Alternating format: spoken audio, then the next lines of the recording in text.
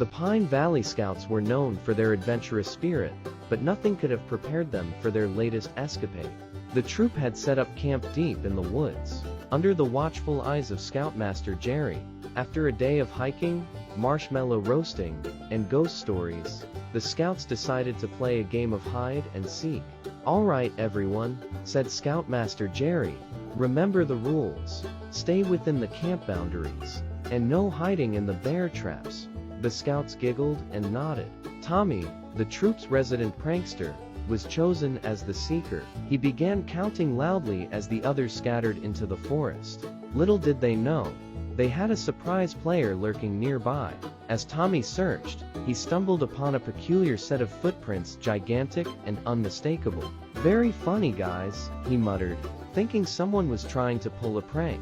Meanwhile, deep in the woods, Sally had found the perfect hiding spot behind a massive oak tree. She was just about to settle in when she heard a rustling behind her. She turned and nearly screamed when she saw two glowing eyes peering at her from the darkness. "Hey, who's there?" she whispered, heart pounding. To her astonishment, a massive, hairy creature stepped into the moonlight. It was Bigfoot. Sally's jaw dropped, but instead of screaming, she did what any brave scout would do. She invited him to play.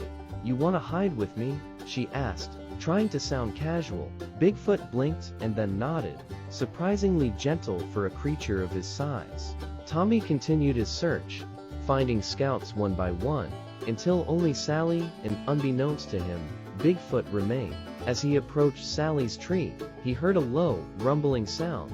"Gotcha, Sally," he shouted, jumping out from behind the tree. But instead of Sally, he found himself face to face with Bigfoot.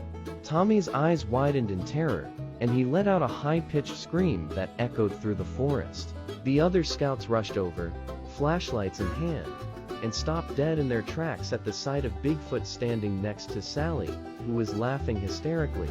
"Guys, meet my new friend," Sally said, wiping tears of laughter from her eyes. "Turns out Bigfoot loves hide and seek." Scoutmaster Jerry, who had arrived just in time to see the commotion, stared in disbelief. Bigfoot, seemingly understanding the situation, gave a shy wave before lumbering off into the woods. The scouts stood in stunned silence before bursting into laughter. "Best camping trip ever," shouted Tommy, his fear quickly replaced by excitement. From that night on, the Pine Valley Scouts had the ultimate campfire story. They never saw Bigfoot again, but every time they played hide and seek, they left a spot open, just in case their elusive friend decided to join in the fun once more.